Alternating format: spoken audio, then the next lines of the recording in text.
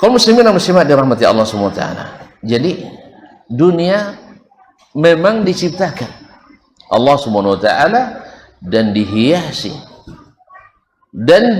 serta dibuat kita mencintai apa yang ada di alamnya. Sahih?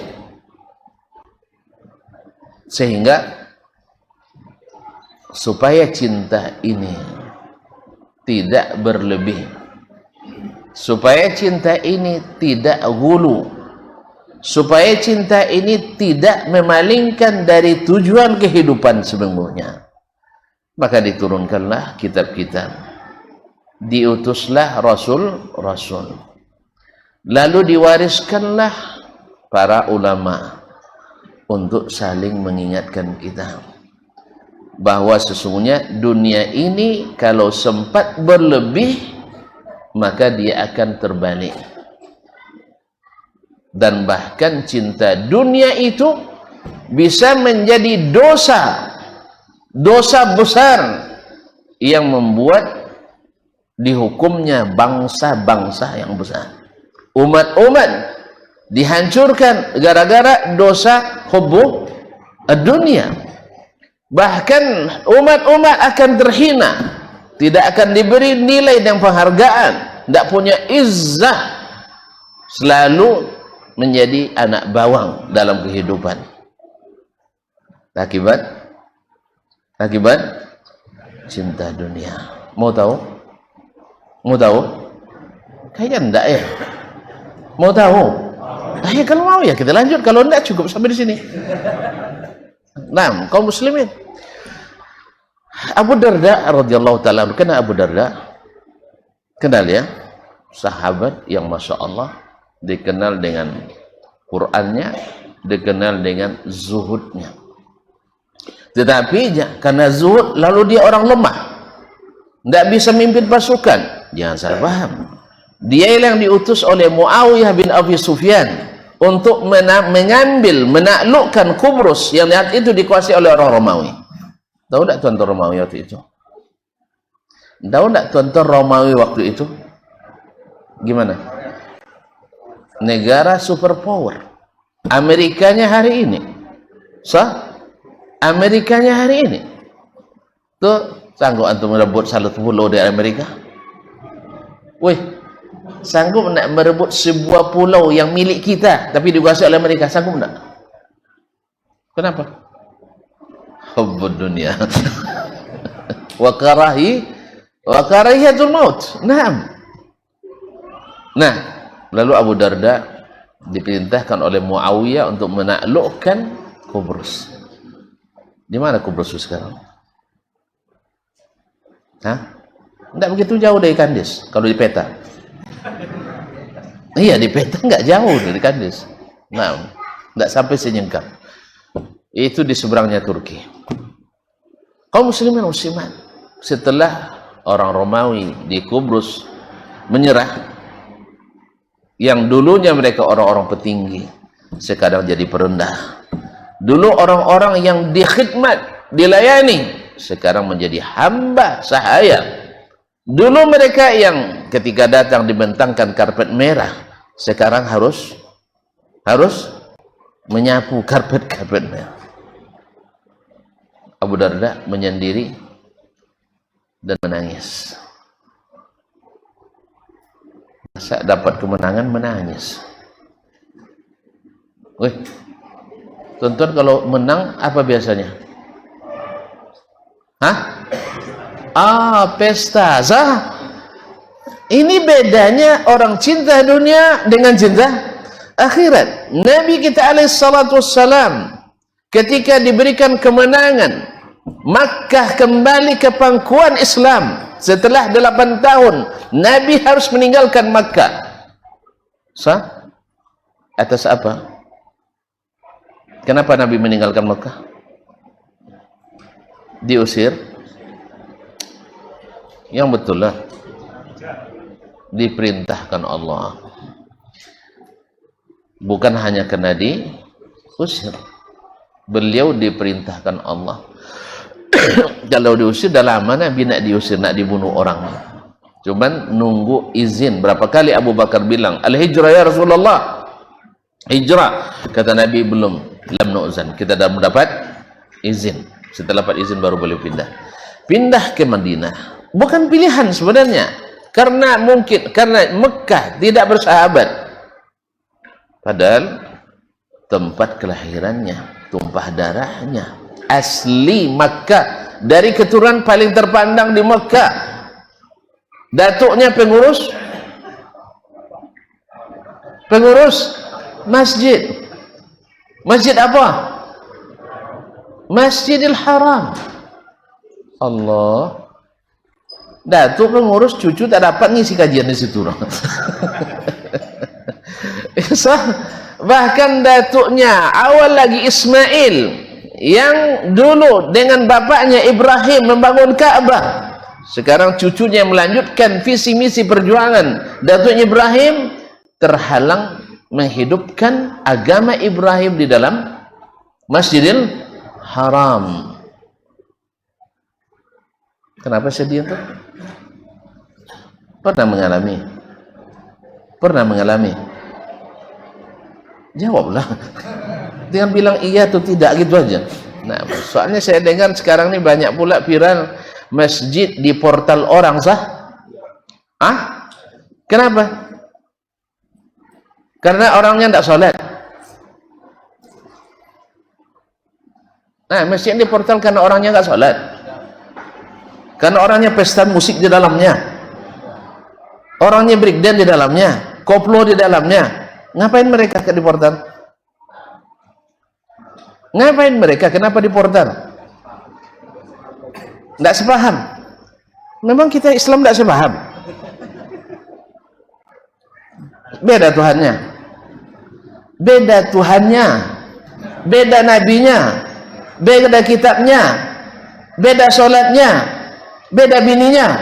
Ayah bini beda nama. Mungkin karena bini barangkali itu ya. Kaum muslimin dan muslimat, Qurannya sama, Rasulnya sama, agamanya sama, sholatnya sama. Yang beda cuma istrinya. Iya, salah sendirian tuh, melamar dia yang dapat. Kaum muslimin dan muslimat dirahmati Allah. Tapi katanya saling menghormati.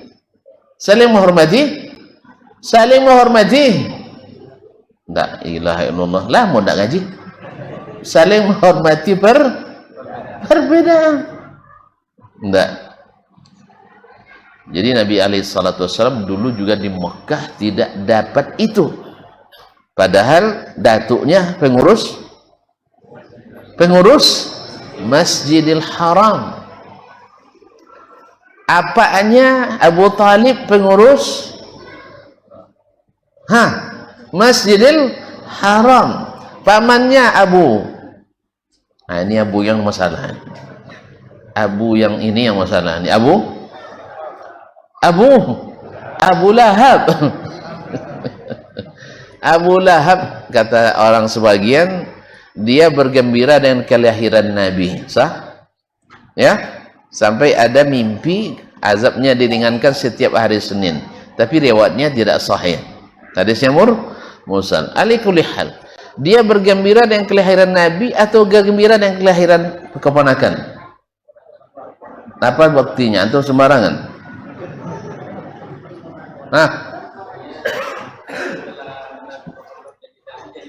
Oh, betul. Ahsan. Antum punya anak? Berapa orang? 4 dia. Banyak, Mat.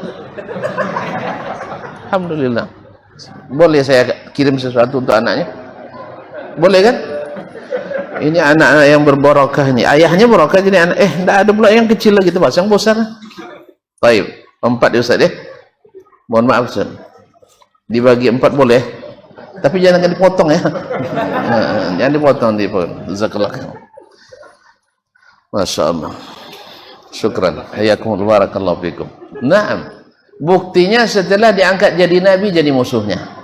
Berarti dia bukan gembira dengan kelahiran nabi, tapi gembira dengan kelahiran keponakannya.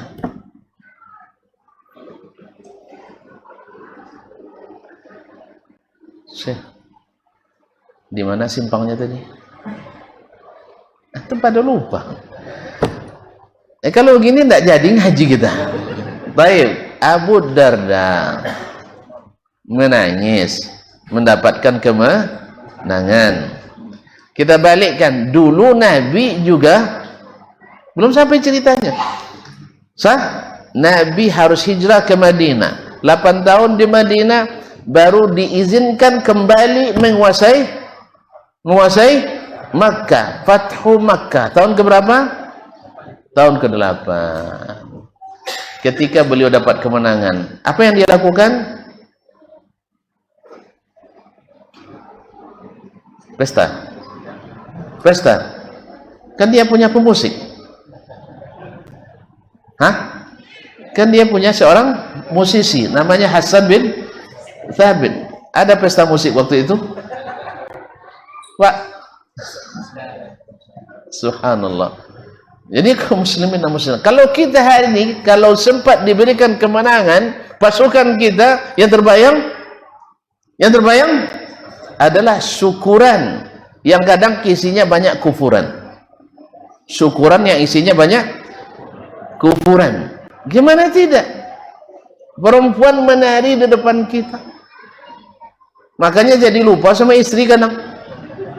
Sampai ada yang bilang, sejak saya nengok film Hondia ni kayak buruk saya di tempat kamu, katanya sama istrinya. Auzubillah. Jadi kaum muslimin dan muslimat dirahmati Allah. Nabi alaihissalam ketika diberikan kemenangan itu, beliau menunduk sampai sorbannya hampir menyentuh leher ontanya. Ya, tunduk beliau.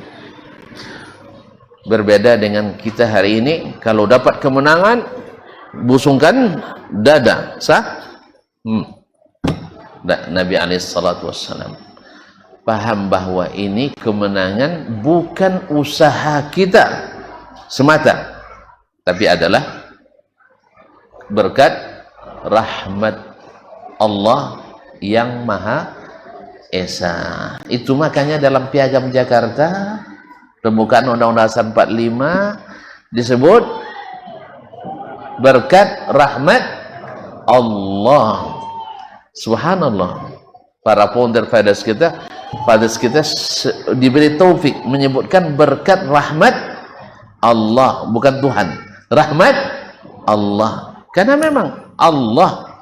Kalau yang lain-lain itu Tuhan bikinan orang. Tapi kalau Allah adalah Tuhan yang sesungguhnya. Makanya dibuat berkat rahmat Allah yang Maha Esa. Antum tidak hafal juga numpaknya. Dekat rahmat Allah yang Maha Esa. Dengan ini bangsa Indonesia menyatakan kemerdekaannya.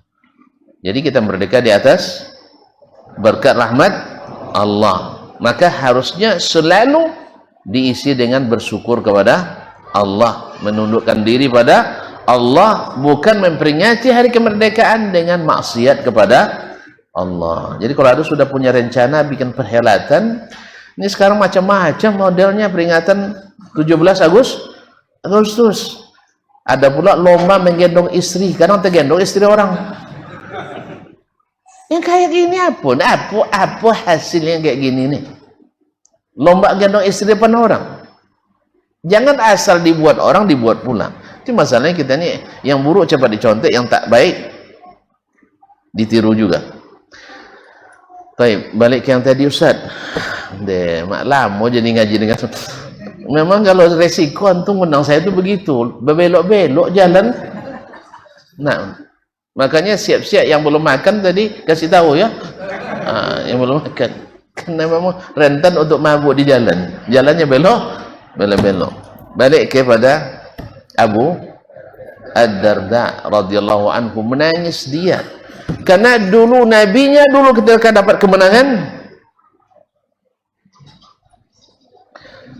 menangis.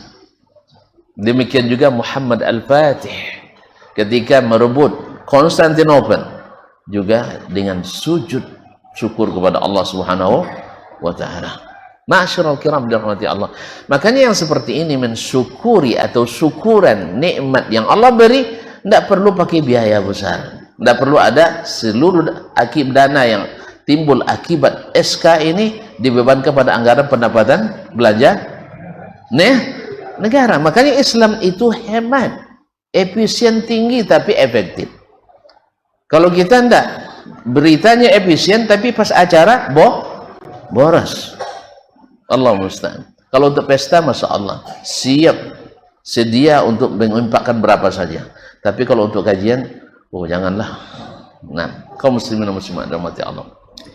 Abu Darda radhiyallahu anhu ketika dia menyendiri menangis, datang kepada Jubair ibn Nufair, salah seorang ulama di masa tabi'in. Dia katakan, ayah Abu Darda, atabki yauma a'azzallahu al-Islam? Kenapa kau menangis? Hari ini kan Islam diberikan Allah kekuatan, Allah berikan kemenangan. Harusnya bergembira. Kenapa menangis? Abu Darda mengatakan, waihak ya nabakhi, kasihan kamu. Saya menangis melihat orang-orang Romawi ini.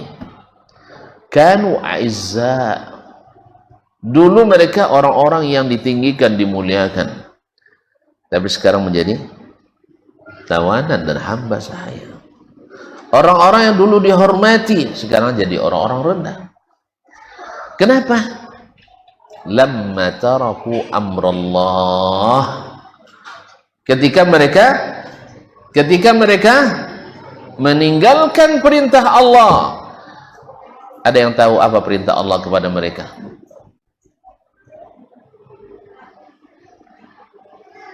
Ada yang tahu? Mana tahu anaknya dapat apa lagi? Dapat rezeki. Apa perintah Allah kepada mereka yang mereka tinggalkan sehingga mereka harus dari mulia menjadi hina, dari berkuasa menjadi dikuasai?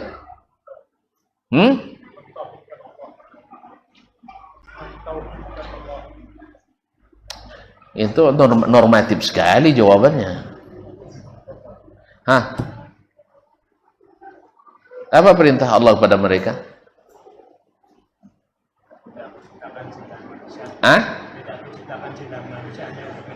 Normatif sekali, jawaban umum. Coba-cobalah, mana tahu Anda beruntung.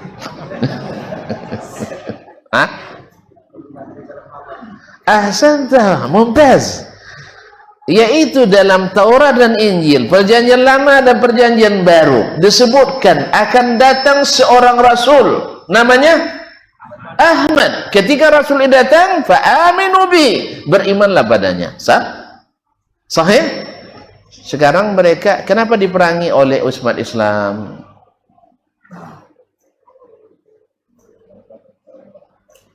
Kenapa mereka diperangi oleh umat Islam? Karena mereka menghalangi itu sampai kepada manusia. Bahkan mereka memerangi umat Islam karena tidak mengikuti perintah Allah. Apa perintah Allah kepada mereka? Beriman pada Nabi Muhammad. Yang mereka lakukan melawan kepada pengikut Nabi Muhammad. Akhirnya, ya Allah ya Rabbi,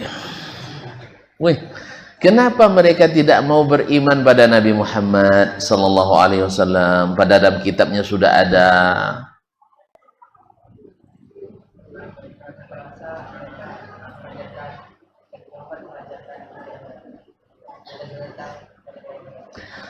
Minkum man yuridud dunya wa minkum man yuridul akhirah, hubbud dunya. Sebab kalau ikut orang Arab, nanti kita dibawa orang Arab. Padahal kita tidak boleh dibawa orang Arab. Makanya Heraklius, kenal Heraklius? Tidak tahu juga. Kaisar Romawi di Syam, ya, ketika di masa Nabi masih hidup, mereka menangkap Abu Sufyan dengan rombongannya di Syam.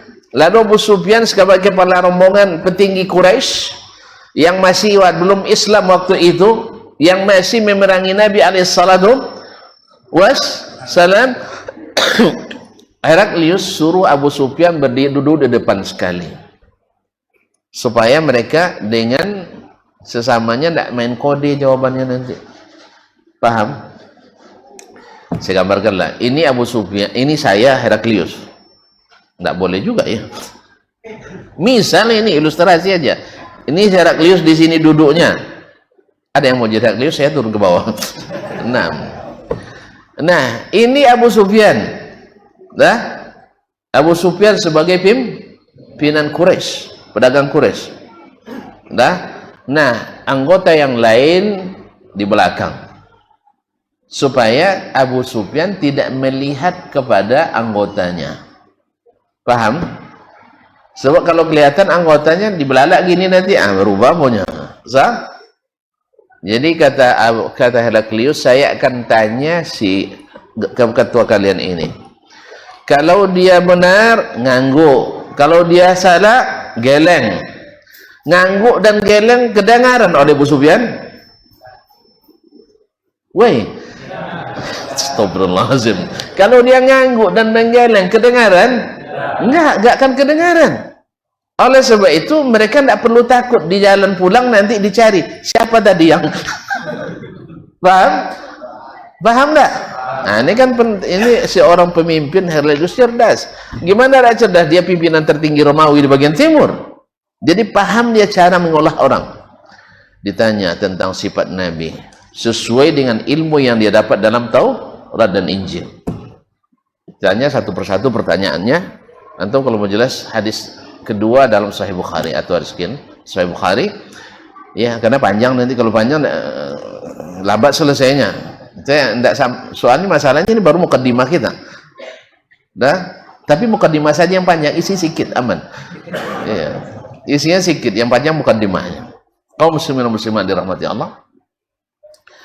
Ditanya tentang Nabi, tentang nasabnya, tentang dakwahnya, tentang sifat-sifat Nabi alaihi salatu wassalam. Semuanya persis yang disebutkan dalam Taurat dan Injil. Dan setiap ditanya, dijawab oleh Abu Sufyan dengan tegas, benar, begini-begini. Maksudnya bagaimana nasabnya? Disebutkan nasabnya begini-begini, kata Abu Sufyan. Macam mana jawabannya? Nah, dah, iya kan? Berarti iya. Mereka tidak bisa juga saling bersepakat, sebab pasukan khusus di setiap orang ada pasukan yang nunggu di belakangnya. Antum tidak bisa main-main. Semuanya sudah dipagar betis sama Heraklius, tidak ada cerita main-main. Nah, dijaga setiap gerakan orang itu. Itu pasal fokus. La ilaha illallah Muhammadur Rasulullah.